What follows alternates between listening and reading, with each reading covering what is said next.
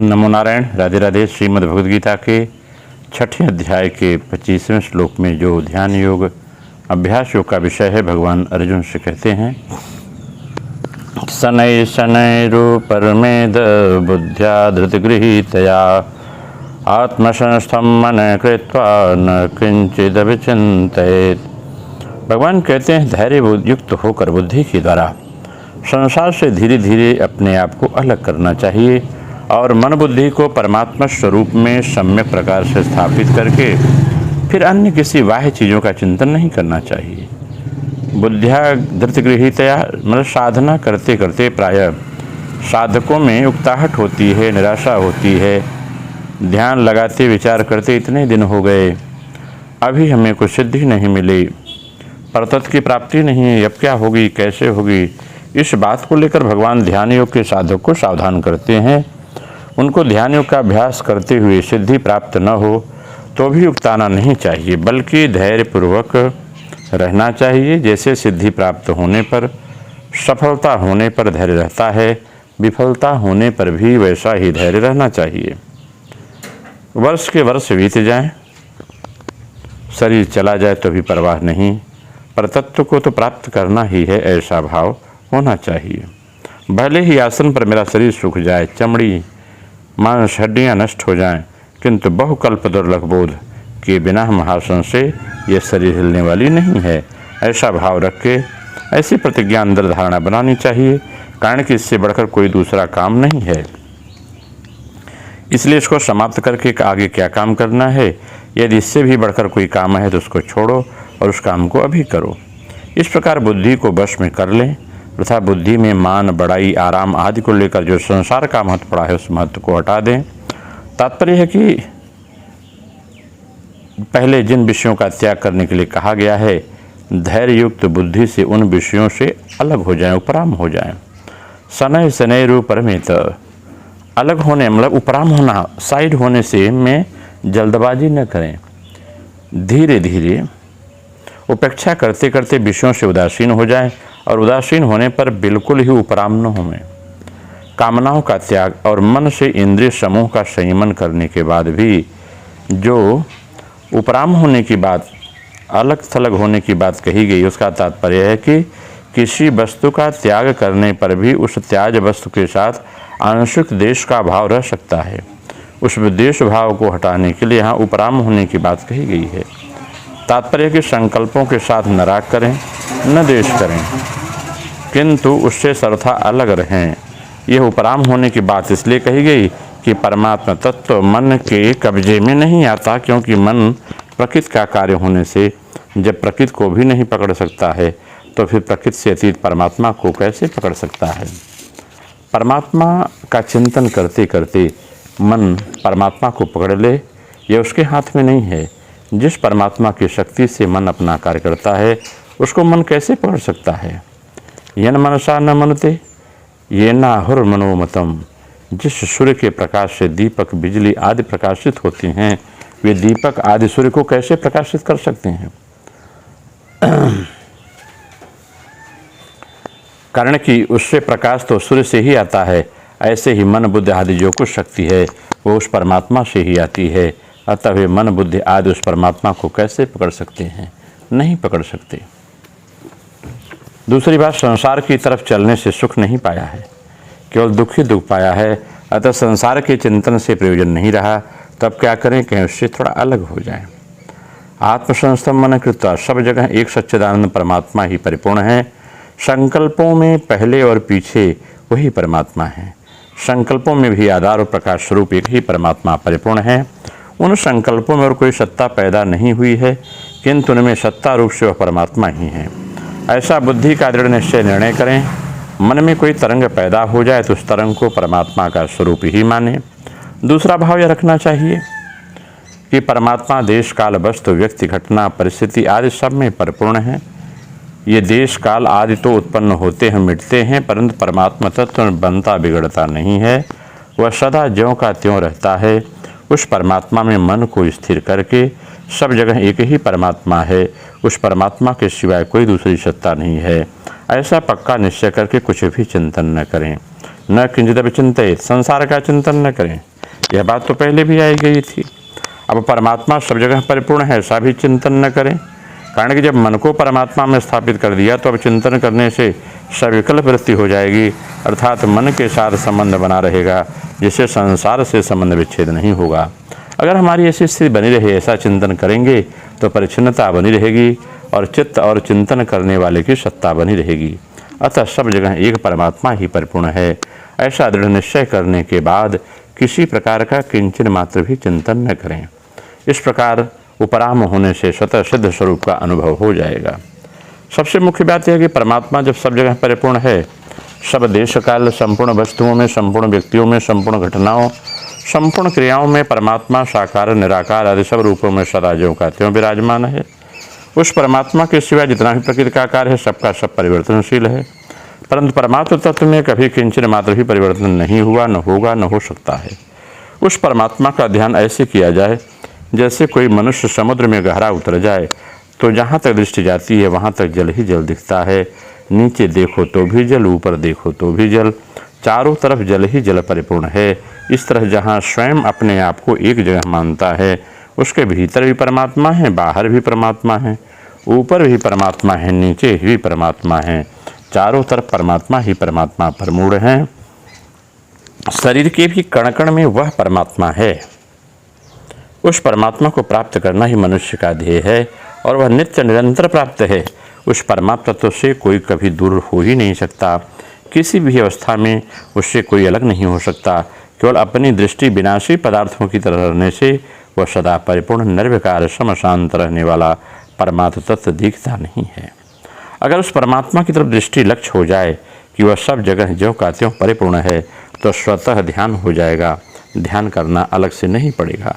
बड़े बड़े सिद्ध संत महात्मा इसी तरह से अपना जीवन पहाड़ों पर बिताते हैं। जैसे हम पृथ्वी पर रहते हैं तो हमारे भीतर बाहर ऊपर नीचे चारों तरफ आकाश ही आकाश है, परंतु उसी तरफ हमारा लक्ष्य नहीं रहता।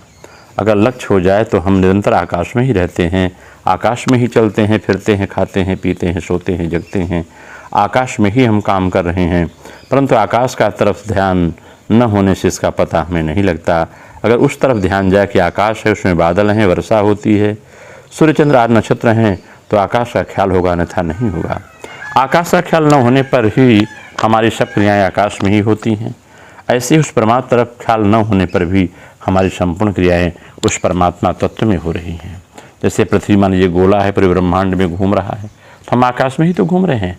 सूर्य चंद्रमा जितने भी हैं सब उसी आकाश में घूम रहे हैं, लेकिन अगर ध्यान नहीं जाता तो हम यह नहीं समझ पाते। इसलिए भगवान ने गीता में कहा है, शनै शनै रूपर मेद बुद्ध्या धृत गृहीतया, अर्थात जिस बुद्धि में धीरज है ऐसी बुद्धि के द्वारा धीरे धीरे अलग हो।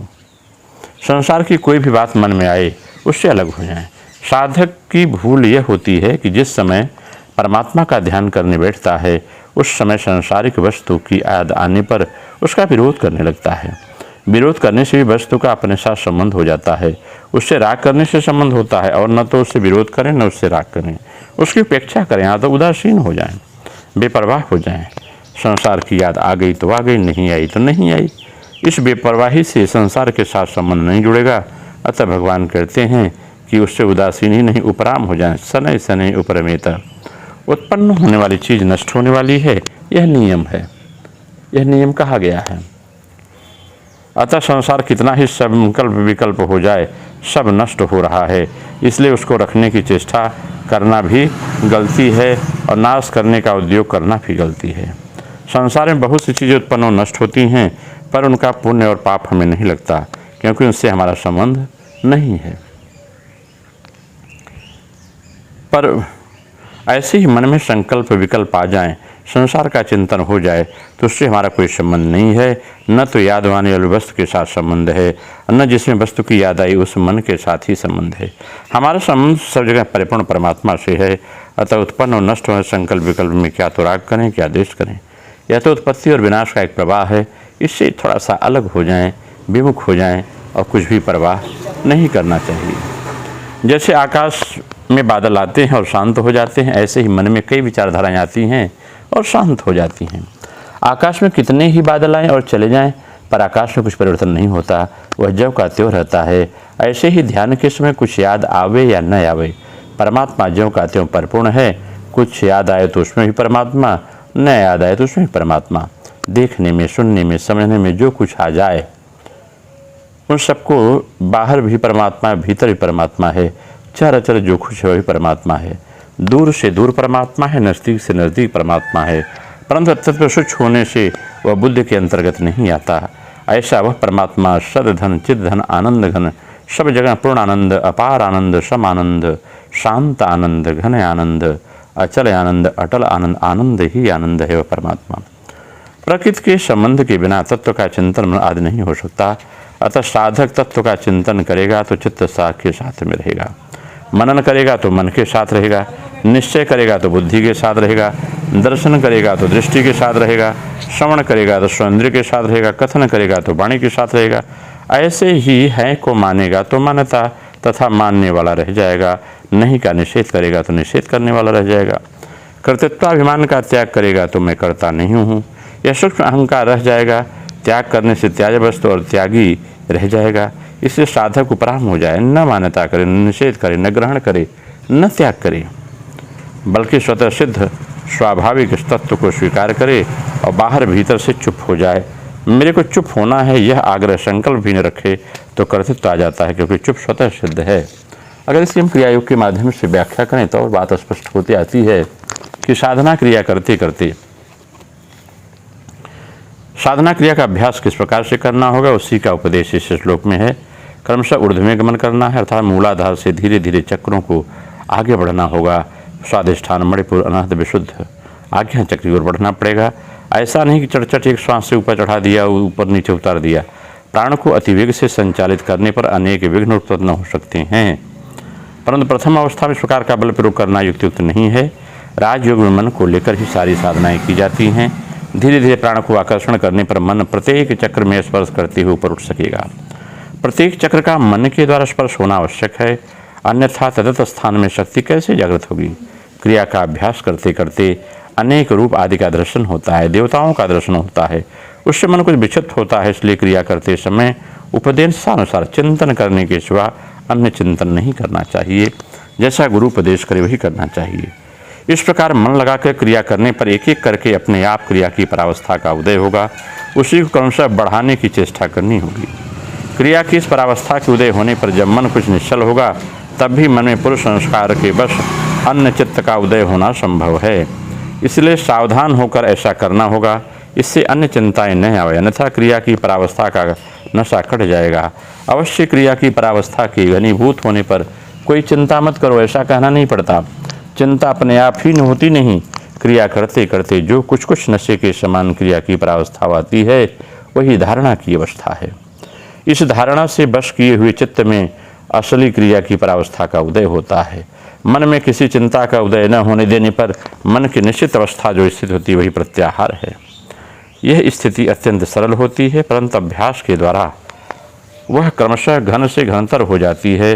तब उसको धारणा और ध्यान के नाम से पुकारते हैं। जब ध्यान अत्यंत घना और दीर्घकाल तक स्थायी हो जाता है उसे समाधि कहते हैं। बलपूर्वक समाधि नहीं लगाई जा सकती, यह धीरे धीरे क्रिया के अभ्यास से उदय होती है।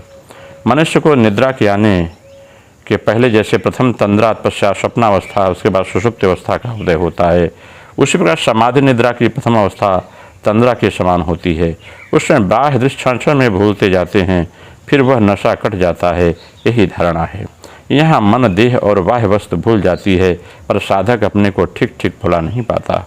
इस अवस्था में इंद्रियां मन में प्रवेश कर जाती हैं।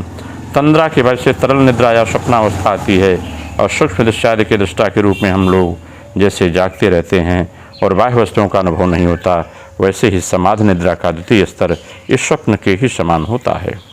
वह ज्ञान ठीक नहीं रहता, परंतु अंतर ज्ञान नाना प्रकार के अस्फुटित होने लगता है। तब भी वस्तु की प्राप्ति और तदजनित दुख आदि बोध इसके कर्ता के रूप में अपने को साधक देखता है। इसी को कहते हैं मन को अहम तत्व में ले जाना। उस समय साधक की अवस्था बालक के समान हो जाती है। उसमें कोई जागतिक संबंध दृढ़ भाव से मन में नहीं बैठता। उसके बाद स्वप्नावस्था से सुषुप्ति में पहुंचने पर जैसे बाह्य विषय अर्थात किसी अंतर विषय का ज्ञान नहीं रहता, उसी प्रकार समाधि निद्रा के तृतीय स्तर में गाढ़ निद्रा के समान कोई वृत्ति नहीं रहती। निद्रा के साथ केवल इतना ही अंतर होता है कि गंभीर निद्रा में बुद्धि सुप्त होकर बाह्य चैतन्य को भूल जाती है और समाधि में बुद्धि वस्तुतः सुप्त नहीं होती, जागती रहती है, केवल वृत्ति स्मरण रूप अवस्था उत्पन्न हो जाती है। यही तस्मिता रूपी सविकल समाधि की अवस्था है। इस प्रकार का चिंतन व्यक्ति को करना चाहिए। जब यह चिंतन करते करते व्यक्ति यहाँ ही अहम तत्व महत्व में प्रविष्ट होता है अथवा अहंकार जय होता है। यही आत्म साक्षात्कारित अवस्था की निकट अवस्था है। इस अवस्था में भी एकाग्र और चिन्मुखी मन को चित्त के साथ एक एक कर देना पड़ेगा, अर्थात क्रिया की परावस्था यही है। इस समय मन नहीं रहता, अतः मन को देखने सुनने की कोई क्रिया नहीं रहती। इस प्रकार वाक मन अहंकार महत्त्व की भूमि सभी जय हो जाती है। ज्ञान ज्ञेय ज्ञाता ये त्रिपुटी का यहाँ नाश हो जाता है। श्रुतियाँ कहती है कि प्राज्ञ पुरुष वाक्य को मन में, मन को ज्ञानात्मा में, ज्ञानात्मा को महत्व में और महत्व को शांत आत्मा में लगावें। यही समाधि के अभ्यास का क्रम है। संकल्प वाक्य रूप में प्रकट होता है। इस प्रकार वाक्य का मूल है प्राणशक्ति। उस प्राणशक्ति को प्राणायाम के द्वारा स्थिर कर सकने से मन के नाना प्रकार के संकल्प मन में ही विलीन हो जाते हैं। मन संकल्प विकल्प रहित होने पर एकाग्र हो जाता है। यही है मन को आत्म आत्मा में लगा जाना। इसको ज्ञानात्मा क्यों कहते हैं? इसका कारण यह है कि मन की एकाग्र अवस्था में जो जानने की इच्छा होती है वही जाना जाता है। इस ज्ञानात्मा को भी महत्व में मिला देना होगा। इसी को महत्व में प्रवेश या महाकाश रूप होना कहते हैं। इसके बाद वह चिराकाश का महाकाश पराकाश परब्रह्म में विलीन हो जाता है। यही शांत आत्मा है। गुरु उपदेश के अनुसार साधना करते जाना ही ईश्वर की शरणागति है। यह शरणागति जिसको हो गई वही भगवत कृपा परम शांति प्राप्त करती हैं। यही है सर्वविषय निवृत्त रूपी मन का कैवल्य पद अथवा अभय परम पद की प्राप्ति। इस प्राप्ति का बाधक है काम संकल्प। यह काम संकल्प प्राण का ही स्पंदन मात्र है। अतः प्राणायाम के अभ्यास के द्वारा प्राण को अवरुद्ध करने पर ही मन की निरोधावस्था आती है। जीवात्मा की भोग प्राप्ति की चेष्टा ही संकल्प या मन है। यह भोग शक्ति जीव के प्राण में संचित रहती है। वही अशुद्ध प्राण का कार्य है। प्राणायाम के द्वारा प्राण शुद्ध होने पर भोग शक्ति भी तिरोहित हो जाती है, समाप्त हो जाती है। तब मन भी अशुद्ध संकल्प नहीं कर सकता, अतः मन भी शुद्ध हो जाता है। इस शुद्ध मन से ही शुद्ध बुद्धि की उत्पत्ति होती है। अशुद्ध बुद्धि के अभ्यंतर में आत्मा का निर्मल भाव प्रतिबिंबित होता है। और यह और ज्ञातव्य विषय बतला रहा हूँ कि मन के निश्चल होने पर मैं ध्यान करता हूँ, यह धारणा भी नहीं रहती। मैं आत्मस्वरूप हो गया है, बीच समझ में समझाने में समाधिमग्न पुरुष समर्थ नहीं होता। तब आत्मदर्शन में किस प्रकार का दर्शन होगा? यह देखना आँखों से देखी गई वस्तु के देखने के समान नहीं होगा। समाधि के समय जब मन रद्द हो जाता, तब आँखों के दृश्य देखने के समान तो समाधि अवस्था नहीं देखी जाती। जागृत स्वप्न सुषुप्ति अंतःकरण के विषय चिंतन के द्वारा आत्मा आच्छादित होता है। केवल समाधि योग अवस्था में अंतःकरण का विषय चिंतन न होने के कारण एक भावातीत भाव वर्तमान रहता है। मन के विषय चिंता से विरत होने पर ही आत्मचिंतन भगवत चिंतन होता है। इस प्रकार की अवस्था में भी मन निर्विषय नहीं होता। अतः आत्मचिंतन में भी एक प्रकार का अभिमान अहंकार रहता है। यह अहंकार सहसा नहीं जाता। स्पंदित होने की शक्ति ही प्राण की शक्ति है। प्राणायाम के अभ्यास के द्वारा जो संकल्प शून्य अवस्था आती है उसके द्वारा धीरे धीरे अहंकार क्षीणता को प्राप्त होता है। अहंकार के क्षीण होने पर निर्मल मन अवशिष्ट रहता है और फिर स्पंदन नहीं होता। इस उपरत चित्त में चिंता स्वयं नहीं उठती। उस समय आत्माकार कारित मन परम स्थिरता में विश्राम करता है। इस प्रकार के विश्राम में जो धीरे धीरे अभ्यस्त हुआ है उस साधक के पास मैं नहीं रहता, मेरा भी नहीं रहता। यही है मन नदी का धीरे धीरे आत्मानंद सागर में निमज्जन हो जाना। इस प्रकार से यह लक्ष्य पर धीरे धीरे स्थिरता आती है। उसी के द्वारा यह आत्मचिंतन होता है और परमात्मा की प्राप्ति होती है। नमो नारायण। राधे राधे।